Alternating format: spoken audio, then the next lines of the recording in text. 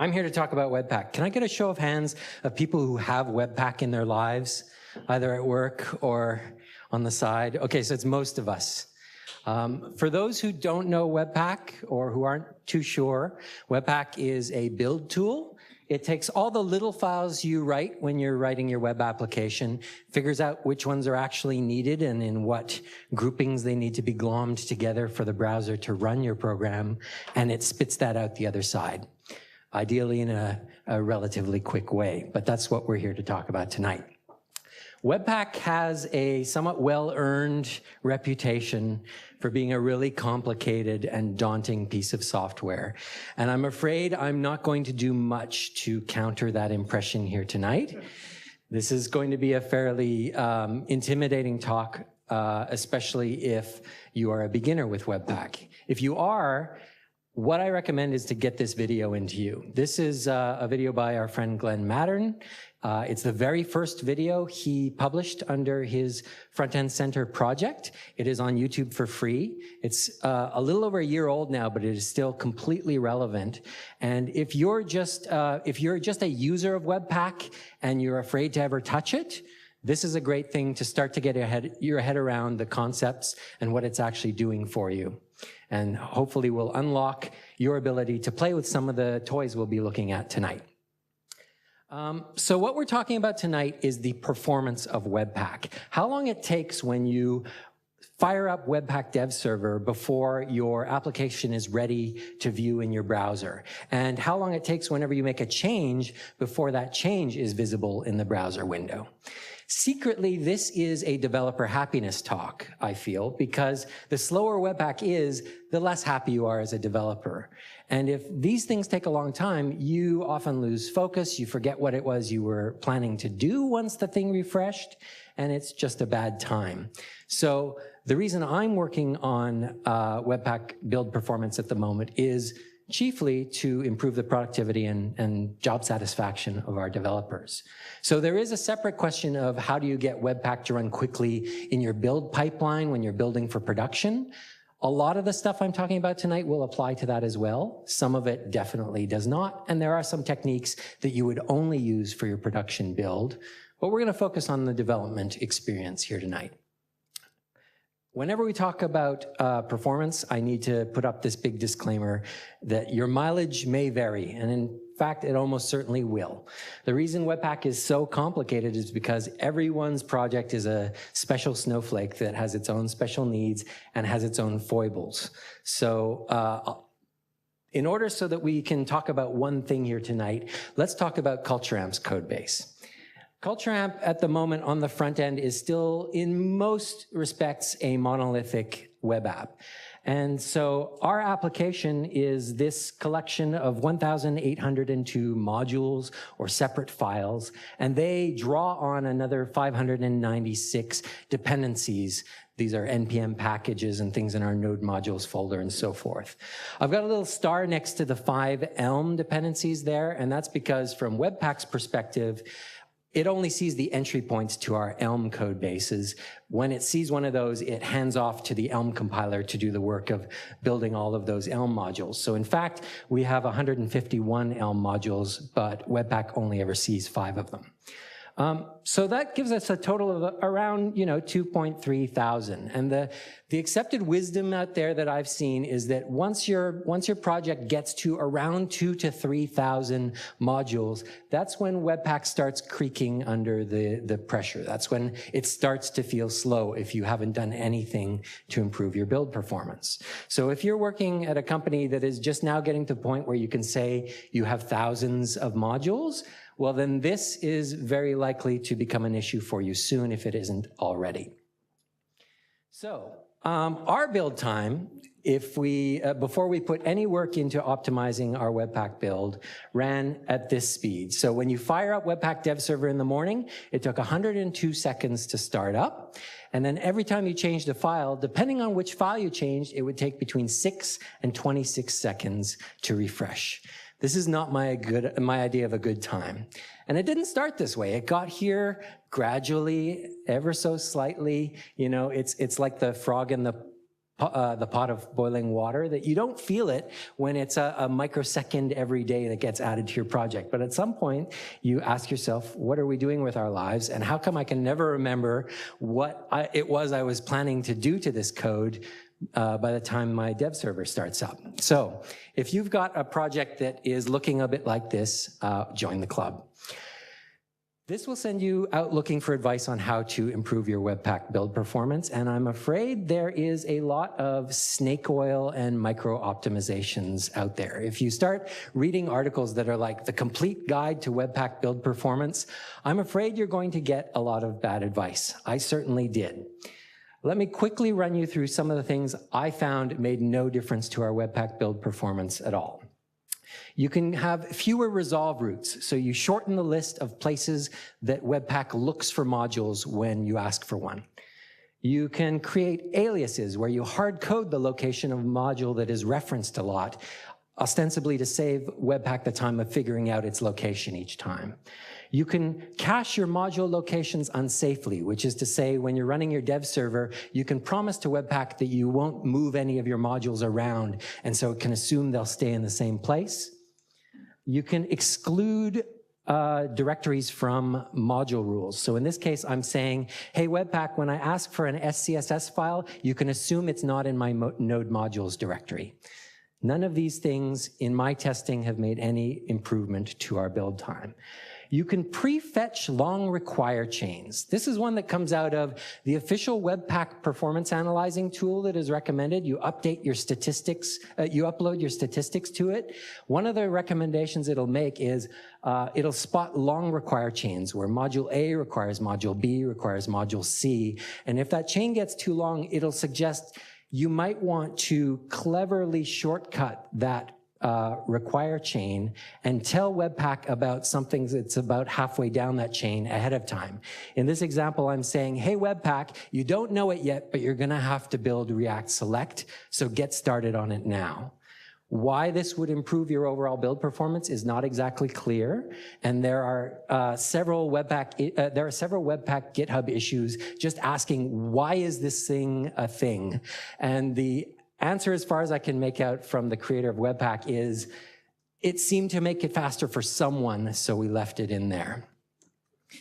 You can use the no-parse versions of your libraries. So in this example, rather than use the normal versions of React and React DOM that you get from NPM, we're drilling into the dist subdirectory of those packages and grabbing the precompiled ES5 versions of those libraries. And then we can tell Webpack, don't bother looking for requires to other modules in there. There are none. You can just treat this as a glob of browser-ready JavaScript. This is really hard to get working properly in your build. And even if you do, I found no impact on performance. This is a really bad piece of advice. You can externalize your libraries. So basically give up, don't build React and React DOM in your project, and just point to hosted versions on a CDN somewhere. Front-end performance engineers will tell you this is basically, it seemed like a good idea at one point, but we've basically given up on this as an industry. All you're going to do is cost your users extra DNS lookups when they're trying to find that CDN. The chances that they actually have the right version of React cached in their browser when they visit your site, which is the theory that we're going on here, is not a good one. You could try and do this just in development, but it means your development machine has to be online and have access to that CDN all day, and it means you're running your site in development very differently in production. Long story short, not worth the trouble. So it may be that your project is that special flower that does benefit from one of these optimizations. Ours was not. I tested every single one of them. My guess is that yours probably isn't either. At the very least, you should probably not start with any of these things. Your mileage may vary, but move these things to the bottom of the list. And the tricky thing with Webpack performance is knowing what should be at the top of your list, because there's a lot of advice out there. And when I first volunteered to give this talk a month ago to Mark, honestly, I had not explored most of these. I just knew there was a lot of stuff to explore, and I was probably going to have a good story at the end of it. But the past month for me has felt, to me, like this scene from the movie Spirited Away. I don't know if there's any fans in the audience, but you decide you're going to spend a couple of days on build performance, and you read something that says you've got a little thorn in your side, and so you decide to pull at it, and what comes out is not at all what you expect, and it just raises more questions, if anything. And so you just keep pulling and pulling, and next thing you know, it's Saturday at 3 a.m., and you're at home re-examining your choices in life with your entire front-end stack strewn out on the floor in front of you, and you have no idea how to put the thing back together. This is what getting into Webpack build performance felt like to me. So I'm hoping to save you some of this trouble. I'll also plug, there is actually a film festival going on in Melbourne at the moment, showing all the films of Studio Ghibli. So if you haven't seen Spirited Away or any of the other classics that came out of this amazing Japanese animation studio, get out to Acme or Cinema Nova. They're all playing at the moment, so take advantage. So let's get back to Webpack. These are the 6 things that I've figured out should probably make a difference to most projects. And they have all moved the needle in some way or another for us. So we'll go through each one of them in turn. The first one is to upgrade everything. Upgrading from Webpack 2 to version 3 is a really easy upgrade. If you've upgraded to version 2, that was a painful upgrade. But the good news is, since then, all the upgrades have been really easy. And upgrading from version 2 to version 3 right away gave us a 5% speed boost. It's not a lot, and in fact, this was a huge disappointment for me, again, because of some bad advice that I read online. The night before I did this upgrade, I'd read this tweet, and basically the guy had upgraded to Webpack 3 and saw his build drop from 24 seconds to 12 seconds. And I was like, holy crap, a easy version upgrade and it'll cut our time in half, sign me up. And when I actually did it, it was only 5%, and I wondered what I had done wrong. I was not the only one who was confused. There are plenty of replies to this tweet going, hey, what gives? As far as any of us can figure out, he probably had some dependency or a loader that was on a version that had a big bad performance bug in it, and it was probably that made the difference. But still, it's worth upgrading to the latest version, especially now, because the web team right now happens to be laser focused on build performance as the thing they are working on as an overarching theme. So pretty much every new release of Webpack is getting a little faster. The other thing you can look at upgrading is Node.js. We've been running Node 6 for our build for a while now. It's very stable, and we've had no real reason to upgrade. But when I tested upgrading, I found that Node 7 ran our build 11% faster, and Node 8 ran it 24% faster. And these are pretty easy upgrades to do. Node doesn't break a whole lot in newer versions. So upgrading to Node 8 is suddenly really high on our list. So upgrade all of the things is the first piece of advice I have for you. Next, take a close look at your source maps. For those who don't know, source maps are the extra information that Webpack outputs to allow the dev tools in your browser to show you the code you wrote rather than the code it's running when you are going in the debugger or looking at error messages and things like that. You really want them in development. You often want them in production as well in order to get readable stack traces in your front-end error tracker tool. But the choice of source maps is not an easy one. You have all of these options in Webpack, and the bad news is most of these exist for a reason. And really, I just wanted to know what the right one to choose was, and unfortunately, that is not an easy answer to give. I can narrow your choice a little. First of all, anything that starts with the word inline is pointless. You can delete it. There are better alternatives, and the documentation for Webpack admits that these are there for special tooling requirements. If you happen to be integrating Webpack with something that can only consume inline source maps, that's when you use them, but that is probably none of us. So you can take them off the list.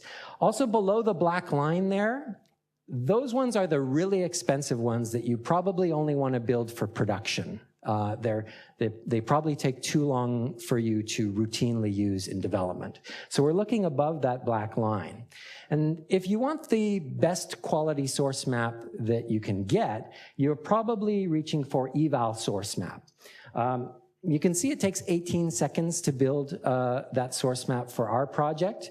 And then when you rebuild, it takes another 4 seconds every time you make a change to your project. But this is the Rolls-Royce of development source maps. It will show you your original code that you wrote, and it will map the current execution to the specific column in that code. And the especially nice thing that gives you is you can hover your mouse over expressions in the JavaScript debugger and see their values. You need a column-level source map to be able to do that. The one trade-off you have here is you can no longer break at start. So you can no longer open the JavaScript debugger and set a breakpoint that you expect the browser to stop on when it is first loading up your JavaScript. The way these eval source maps work, that feature goes away. So if you need to set a breakpoint at load up time, I'm afraid you're going to have to use a more expensive source map. If you're looking to gain some speed, though, there are other choices available. So cheap module eval source map, for example, builds much faster at 4 seconds and 2 seconds here. It still lets you see your original source code. Where you're sacrificing is that it only maps to the line of execution. So you can see which line of your source code an error or the debugger is sitting on, but you can't, if there's multiple function calls in there, you can't see which one it's on, and you can't hover over those expressions to see their values. But it's a lot faster. And if you really want to be a speed demon, then cheap eval source map is really fast. It only takes 1 second to build or rebuild. The downside here is you are no longer looking at the code you wrote, you're looking at the transformed code that is coming out of Webpack. But if you can read compiled JavaScript, it's not that bad. What I suggest is if your team is okay with it, consider making this one the default and give them an option that they can turn on in their Webpack configuration when they need that high quality source map, when they're tracking down a bug. Or you can have the default be the other way and give them a flag to make things fast. But yeah, not an easy choice. And certainly if you're the one person who's caring about your Webpack config, making this choice for your whole team is a tricky one too. Either way, source maps are a big place where build performance goes to die, so worth taking a look. Next is to cache your build. So first of all, if you are using Webpack in watch mode to do your dev build, I will beg you please to switch to Webpack Dev Server. The biggest thing this does is that every time you make a change, it will keep a cache in memory of everything it's built already, and it'll only rebuild the parts that are affected by the change you made. So this makes it much faster. Webpack Watch rebuilds your whole project naively every time it detects a change. The other thing Webpack Dev Server does is it only builds into memory. It doesn't take time to write all of those output files to disk, so it's a little faster there too. But Webpack Dev Server has room to improve. That initial build when you first launch Webpack Dev Server is still completely uncached out of the box.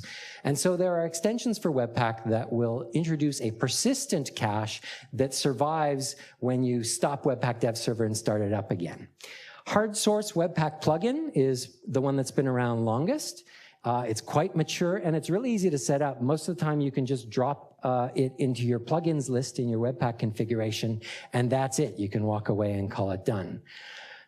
This is a third-party tool, so it's not officially supported by Webpack, but it's been around long enough that I'm pretty confident it's not going away anytime soon.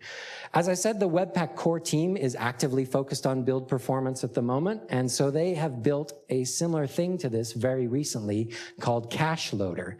It's slightly trickier to set up. You have to add Cache Loader to the start of the loader lists for each of your file types, but it's not that much harder to set up.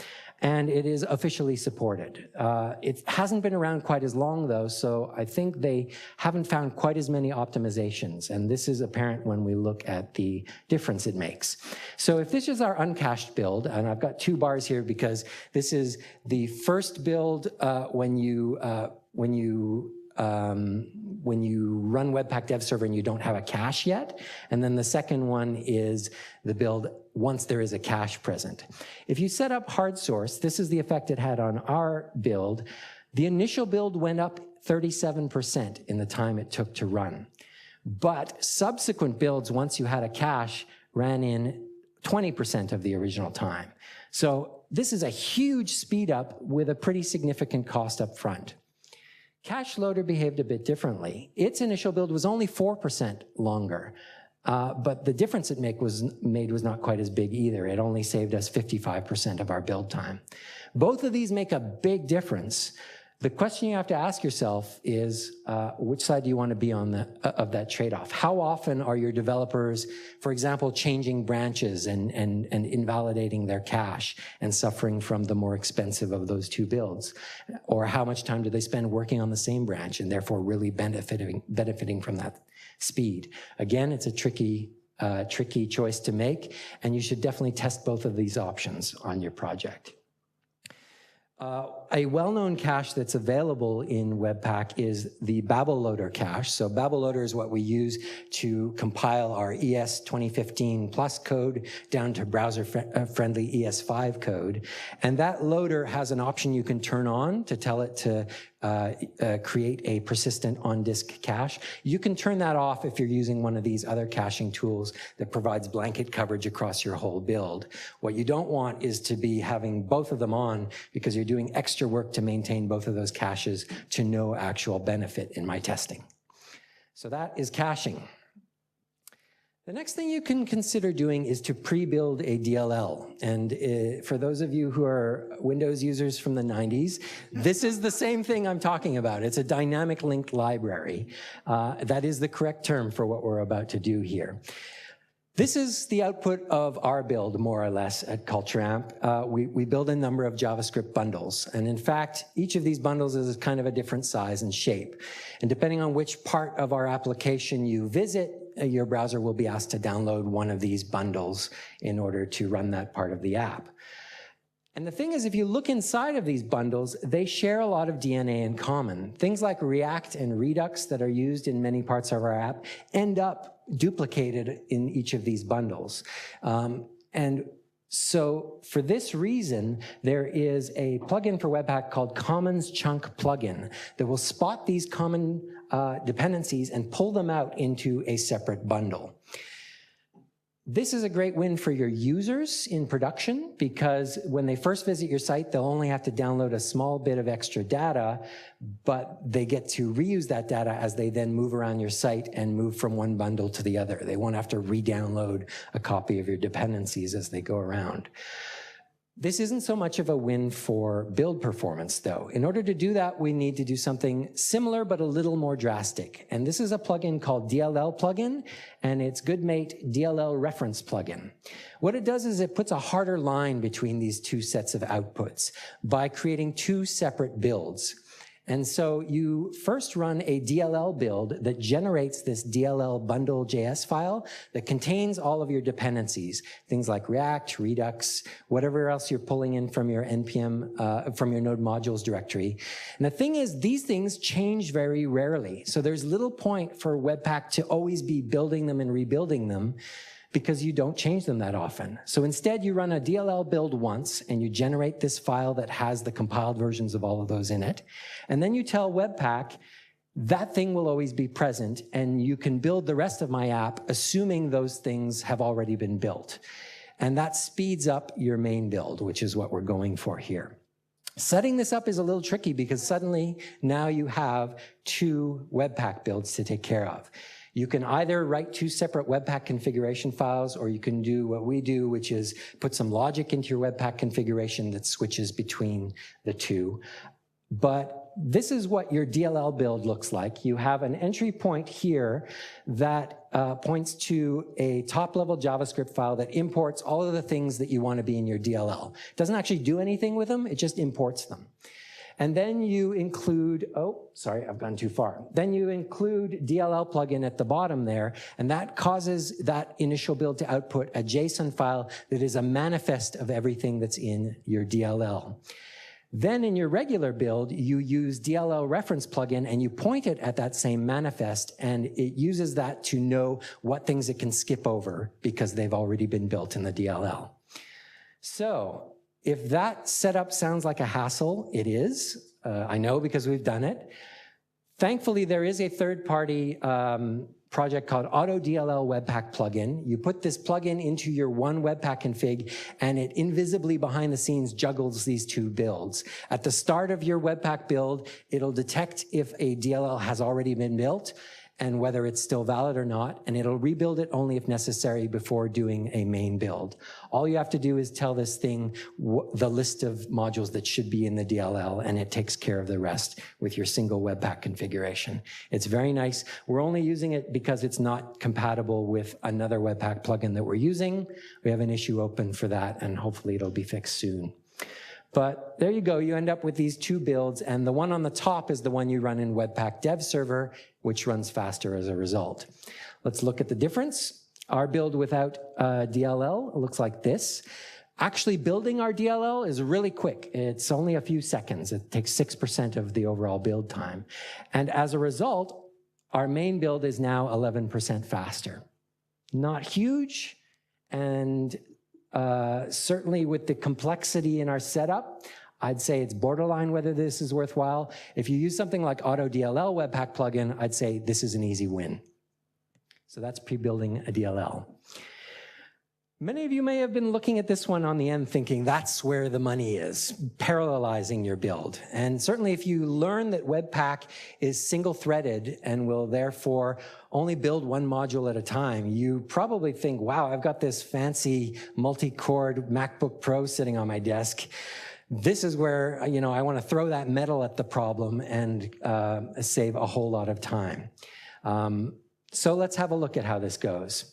There is a plugin for Webpack called HappyPack that does this. It creates a whole lot of sort of child processes and then offloads the build to those in a threaded way. So they actually run in parallel on your multiple cores. Setting it up is not too bad. It's a little ugly. You have to replace your normal loader with HappyPack loader, and then you tell HappyPack plugin which loaders it should actually run.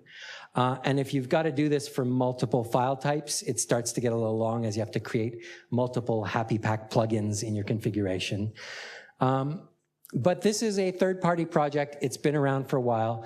You may have heard that this is incompatible with TypeScript, and a lot of people avoided it for that reason because they had TypeScript in their projects. The good news is the current beta version of HappyPack now supports TypeScript. It also supports caching plugins like Cache Loader that we saw before. So a lot of the reasons for not using this have recently gone away. So if you've been avoiding it, give it a try. Once again, the core Webpack team has seen this going on and has decided they'll have a crack at it as an officially supported option as well. So they have created Thread Loader very recently. The setup is quite a bit nicer. You just add Thread Loader to the start of each of your loader chains. So let's see how these compare. This is our single-threaded build, and then HappyPack runs 20% faster for us, and Thread Loader, 14% faster. So HappyPack's been around a little bit longer. I guess they've had a chance to find more optimizations. But you're probably wondering, hang on, I thought this is where the money was. What happened to my 8 CPU cores? It's only running 1/5 faster. And the creator of Webpack, Tobias, wrote a nice big blog post explaining what's going on here. And it's basically his log of the things he discovered in creating Thread Loader. What it boils down to is while Node has pretty nice support for parallelization, that support isn't really well optimized to the type of things that Webpack is doing. The Node.js environment that runs in those threads is very limited. Starting up those threads is fairly expensive, and doing inter-process communication between them, if you're passing big chunks of binary data back and forth, is basically not supported, and you have to roll it yourself. So he had a terrible week so that we could learn from his learnings. What this boils down to is it's still there, but he almost gave up on writing this. If your application is especially large or has expensive loader chains, maybe give it a try, but don't expect too much. So there you go. Your mileage may vary. As you can see, it made a distinct difference in our build, so we're going to keep it. It might make an even bigger difference in yours, who knows? So consider parallelizing. And last of all, have a look at your flame chart. So a flame chart is something that you can create that is a complete map of everything Webpack did while it was running. So here's how you create a flame chart. First of all, you go into your Webpack configuration and you set parallelism to 1. This is a temporary thing you'll do just while you're generating your flame chart. It tells Webpack if it's blocked on I/O not to switch to resolving another promise, but just focus on one module at a time, build them one at a time. It's okay if it takes a bit longer. You don't want to do this for performance reasons, but it does make the flame chart a lot easier to read and interpret. Then you run Webpack this way. You run node with inspect break, and then you point it to the start file for Webpack. Once you've done that, Webpack will start up, but will stop right away and give you this message that a debugger is listening on this address. You then fire up Google Chrome and go to chrome://inspect, and at the bottom of the window, you will see a remote target, and you can click on its inspect link. This will open up the JavaScript debugger that you're used to in Chrome, but it will be stopped on the first line of Webpack. You then switch to the Profile tab, click the Start button to start a CPU profile, and when it's done, you click Stop, and you see something like this. And let me tell you, learning to read this is like learning to see through the matrix. Expect to plan for an afternoon of just hovering your mouse around at things and starting to think you understand it and then realizing you don't quite understand it. But it does eventually get readable. And part of the key to reading this is that when each of these blocks of color is a function that is running, and the same function is always colored the same. And so when you see strips of color like this, that's probably the same thing happening over and over again. And so when you look for those bars of color, you can start to spot features and things that are going on in your Webpack build. This is our build, and I'll give you a little tour. This is Extract Text Webpack plugin, which is the plugin for Webpack that pulls your compiled CSS out of the JavaScript and puts it in a separate CSS file for the browser. The conventional advice is not to run Extract Text Webpack plugin in development, but we actually kind of like the idea of serving our CSS in development the same way we serve it in production, and so we left this turned on. But now that we can see this takes nearly 10 seconds in our build, we've kind of changed our mind about that. This area is our CSS modules that are running with CSS Loader and Post-CSS Loader and Node Sass. This is Babel, transforming our modern JavaScript into browser-ready JavaScript. And then this area here, I'll go back one more there. That area there is our Elm source code. And when I saw this, I was a little surprised because I know that our Elm code base is not a third of the size of our JavaScript code base. So I drilled into this a little more deeply. If we zoom in, this is like the build for a single Elm entry point. And this big gap here, that is Webpack waiting for the Elm compiler to compile that Elm entry point. And that gap would not be there if we hadn't set parallelism to 1. If by default, Webpack would fill that gap by building other modules while it's waiting for the Elm compiler. So setting that option makes this nice and readable. But my attention was not in that gap. It was actually this big thing to the right. This is a set of custom loaders that we have written internally at Cultramp to post-process our compiled Elm code. So when it comes out of the Elm compiler as JavaScript, we then run some transformations on it to detect references to CSS modules, SVG assets, and stuff like that, and turn them into require statements that Webpack can follow. The fact that those loaders are taking 3 times as long as actually compiling the Elm code was a big warning sign to me. And as the person who wrote those custom compilers, I know what I've done wrong. Those custom loaders are implemented as fairly naive Babel transformations, and Babel is not especially fast, especially when you use it naively.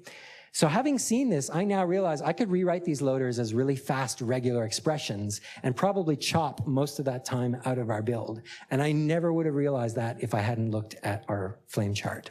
So you'll never know what's in there once you learn to see it. So take a look at your flame chart. You might have some surprises.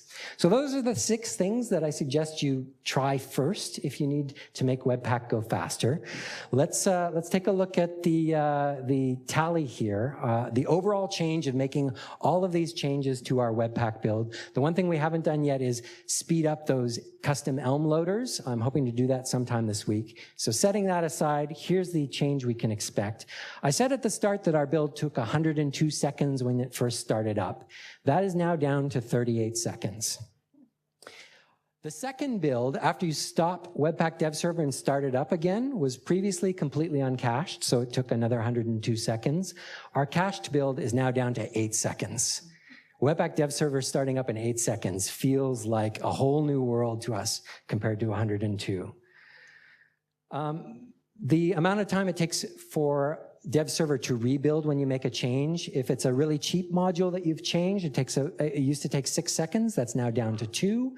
It used to take 26 seconds to build an expensive one, that's now down to 5. This is back in the range where I feel like I'm making a CSS change and then I look over at the browser window and there's the result of my change. I no longer have that time to get distracted and check my email.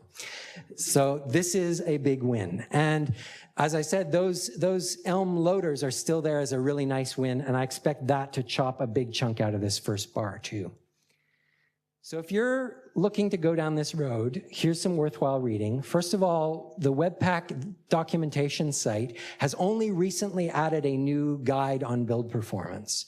So if you checked it out when they said we've redone all the docs, this wasn't there yet. It's now there now. Go and have a read of it. It covers a lot of the stuff I've covered tonight, but none of the third-party plugins. So hit me up for my slides as well if you're doing that. The Webpack blog on Medium is really worth following. Tobias, the creator of Webpack, is now funded to work full-time on Webpack thanks to donations to the project. And in return, he is writing a weekly journal of what he's working on and what he learned and how it worked out. So if you're tweaking your Webpack build, subscribe to that. It goes straight to the top of my reading list every week. And finally, you can follow the man himself, Tobias, on Twitter. He is constantly posting little findings and linking to other great blog posts on this subject. Whenever you're working on performance, I suggest you change one thing at a time and measure the impact before you move on. You don't want to take on that whole swamp that you pulled out of the monster all at once. It takes a little longer, but you're a lot more certain about the change you're making. But finally, Webpack will always be slow if you give it a lot to do. And so ultimately, you're going to have to consider a more drastic optimization, and that is splitting up your app.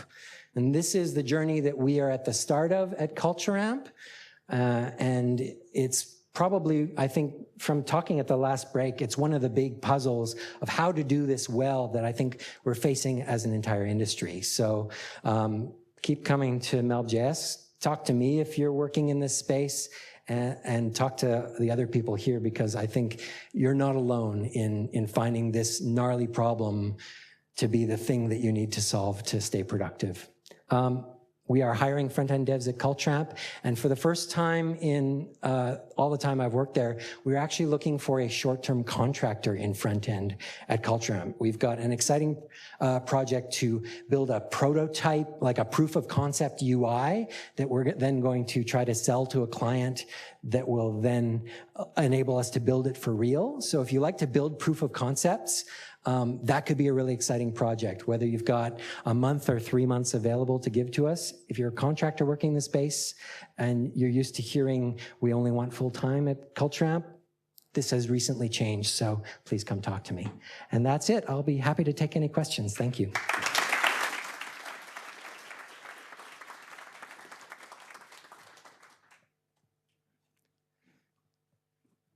Hey, that was a great talk, thanks. Thanks. Did you find any programmatic way of determining what your common dependencies were? I read a blog post that someone, or it was a comment on a GitHub issue, where a team had written something that parsed their package JSON, found all the packages in it, and then added them all to the DLL. Commons plugin will automatically detect them for you, but as soon as you use a DLL, you have to take control of that yourself. And they were basically reading their package JSON and then blacklisting things that they didn't want in it. The thing they said is that there were so many special cases in that list that, like, for example, Lodash, just because you've got Lodash in your package JSON doesn't necessarily mean you want to build all of Lodash into your DLL. You might only be using parts of it. And so they said they found so many special cases that they had to add that in the end, the automatic thing wasn't pulling its weight, and they would recommend against it. That's why we've deliberately listed the whole thing. I wish there was something in between, but I've not seen it. Yep.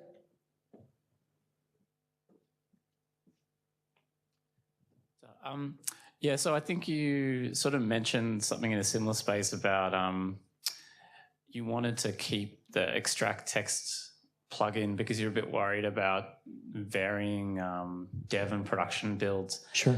That's something I've been a bit worried about with the DLL plugin as well. I'm just wondering if you've actually come across any cases where you do actually get tripped up, like, you know, bugs that slip through or like things that are unexpected. And it feels like a bit of a kind of a risky thing to do, but I don't know, like I haven't been sort of quantified that yet. So. I hear you, and for that very reason, we're running DLL plugin in our production build as well, and we are serving these very same bundles or the very same split in production as we're using in development. We could be using Commons chunk plugin in our production build and DLL plugin in our development build, but because of that worry and skepticism, we haven't done that yet. We're about to take extract text plugin out of our development build. So I think we've crossed the point where holding that line of development is a lot like production is no longer worth doing. My guess is that most people, as their code bases grow, will eventually get to that point where they have to suck it up. What we do then is before we merge anything to master, we make sure it's deployed to a staging environment where it is built as production and the feature is seen to be working as production and all of the regression tests pass on the production build. Those are the guards we have against those kind of bugs.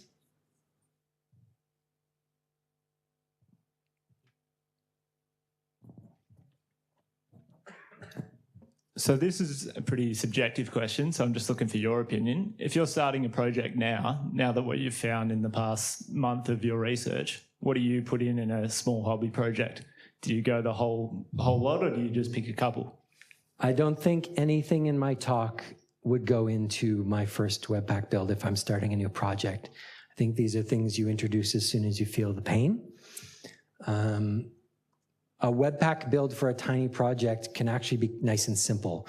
And like that's one nice thing that you get to see in Glenn's video is he's building a simple project and he puts together a 10-line Webpack config and that's all it takes.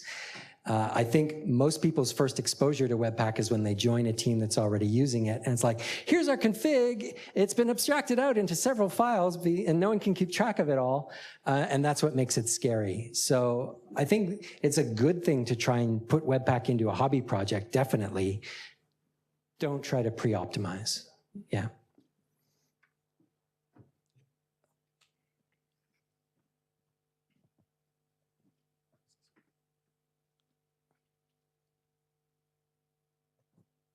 Do you have any advice for building monorepos? So if you have, let's say, 10% of your packages are entry points and might be loaded in any order in an application, like widget kind of model.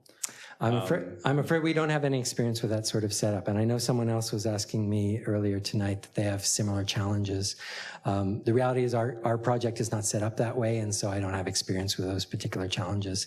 Maybe we should talk at the pub afterwards. I bet there are some valuable stories to be shared, yeah.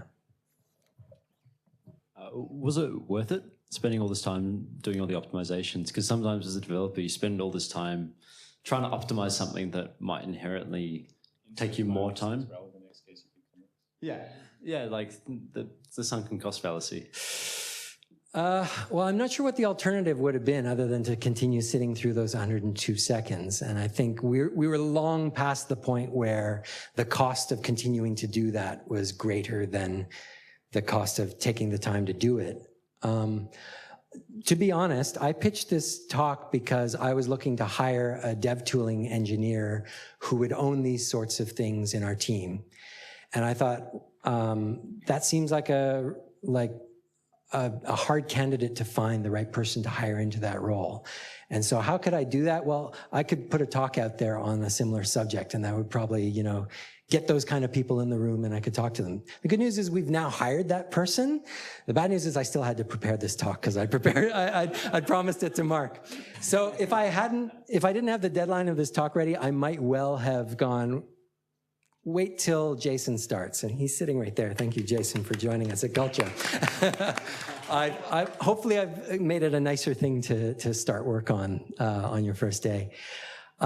So honestly, I would prefer to be just a user of Webpack. But I think of a team as, once you're a project our size, a team our size, you probably need at least someone who is getting their hands dirty with it, understanding it, and owning those tricky trade-offs for the rest of your team. Yeah, I'm sure they do as well. Thank you. One more down here. All right. One more question.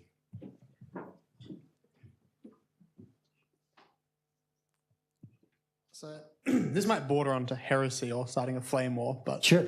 it doesn't feel like too long ago that I was writing ES5 and we would bundle up our ES5 and send it to the browser.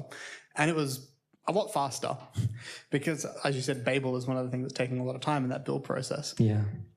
How do you measure how much, happier and more productive developers are using ES6 versus how much happier and more productive they'd be if their builds ran in 2 seconds? Yeah. I'll add to your point by saying, as of Webpack 2, Webpack now natively supports ES6 style imports, ECMAScript imports. It used to be that was one of the things Babel was doing for us. And that was one of the things that tied you to Babel, whether you wanted the rest of the features or not. Now that's supported natively in Webpack, so you could turn off Babel and still use your native ES6 imports. So that even strengthens that sort of argument. It's hard to go back, especially when we've started to build libraries and shared libraries that depend on those sort of... They can't go back. Yeah. More about when you start out that way. It is a good point, and I would not presume to stand up here and know the answer to it. Yeah. All right, I think it's time to go to the pub.